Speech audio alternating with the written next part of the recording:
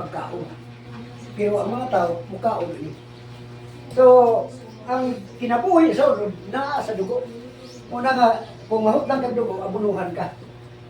Tungkol kay ang dugo, kinabuhi sa ulod. Apan ang kinabuhi, nga tinuod, mao ang espiritu. Bisag daghan ka pa dugo, sa high blood ka pa, kung wala nang imong espiritu, patay yun. Okay. Sa Santiago, Kapitulo 2, versikulo 26. Ito na ating mabasa. Kaya wala na ako nang assign. Santiago, Kapitulo 2, versikulo 26. Wala din eh, no? Wala. Okay. Doon sa Revelation. Si Michael na ibasa. Sa Old Testament. Santiago, nasa New Testament. Unahan sa Hebrewanon. Tabang ipik. Unahan sa Hebrewanon. James na siya sa event. Tabang ipik. James na. Una, memorize ko na ninyo ang kuan, Bible na asa dapit tungod. Pwede ba Bible Oo. Inanglan kita. Dapat memorize na kung asa na dapit tungod. Unahan sa Hebrewanon. Santiago Juventus. 2:26. Kay miingon nga patay ang lawas nga mahimulag sa espiritu, mauman usab patay ang pagtuo nga mahimulag sa binuhatan. Okay. Ang ikuhaan ang base niya nga ang kamatayon ang espiritu. Matod pa, maingon nga patay na mahimulag sa espiritu. So kung magbulag ng lawas ng espiritu, naan ang kamatayon. O nang matod pa na patay ang pagtuungaw ay binuhatan. Kung mabulag ng lawas ng espiritu, patay lang tao. Una nga pagkamatay na, ang espiritu balik sa Diyos, ang abo, ibalik siya. Okay. Mauna nga itong kinatibukan sa pagkatao. So, ari kita sa kinabuhi, kinabuhi sa unod na sa dugo. O ang kinabuhi sa kalan na sa espiritu. Juan 6:63. Ang kinabuhi sa unod na sa dugo, ang kinabuhi sa kalan na sa espiritu. Juan 6:63. Isa may magbasa na.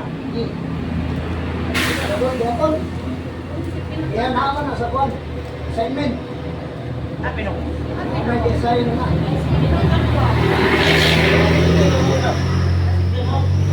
Wala, record na lang. One size 63. Ano sa gabi? Kasi ito, ano tayo dito? Wala yun. ang diin dito siya 63. one size 63. Ang nagahatag og kinabuhi mao ang espiritu. Ang unod walay kapuslanan. Ang mga pulong nga akong gisulti kaninyo kini espiritu nga og kinabuhi. Ay, iyon ang Ginoong Hesus, ang unod walay kapuslanan. Ang naghatag og kinabuhi, mao ang espiritu. Ang unod walay kapuslanan, ang naghatag kinabuhi, mao ang espiritu. So, mao ni siya ang kinatibukan sa pagkatao. So, kinahanglan magmatlong kita. Ang pulong sa Dios, mulungtad hangtod sa kantuan. O kung isulti na sa Ginoo, mahitabo din na. Tungkol kay pulong sa Dios, buhi.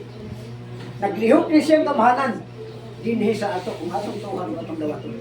Naglihok siya ng kamahanan. O kung naa sa imo ang pulong sa Dios, kanunay kayo malandong. Nag-ingon ang Biblia, bulahan ang tao. Nga malandong nini sa adlaw sa gabi. Kay siya, magmaswagong bisag kung sa iyang pagkakuhan. So, protektado ka, magmaswagong ka, kung imo ni tuuhan pagdawaton. Ihatag mo yung pagtuo, ang imong pagsalig, diha sa pulong sa Diyos. Kung kay kini, buhi nga nang lihok pagdamanan. Pero di ka mahatag pagtagal. Ang imong kinabuhi, normal na iya sa kalibutan. Pero kung hatag kang pagtagal, ang imong kinabuhi, labaw pa sa normal. Labaw pa sa normal. Mahimo kitang extra human. Dili kong extra terrestrial. Sa atong natural na kinabuhi, ingon nga kini mao kinatibukan sa pagkatao. Na espiritu, na ay karag, na ay lawas. Ang atong lawas, nagkinahanglan una sa tanan, pagkaon.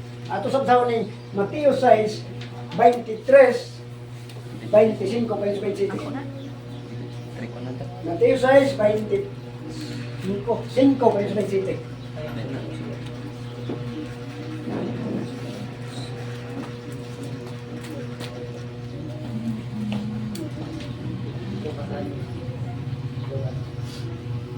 Musa ignon ko kamo ayaw na kamo pag kamalaka bahin sa inyong kinabuhi kung unsay inyong kanon o unsay inyong inyon o bahin sa inyong lawas kung unsay inyong ibesti. Dili ba ang kinabuhi labaw pa man kay sa kalan-on o ang lawas labaw pa sa bisti?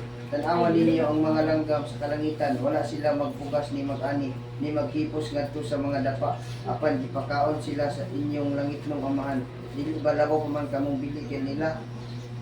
City o kinsa man kaninyo'y makadugang o usa ka takna sa gitason sa iyang kinabuhi pinaagi sa pagkabalaka.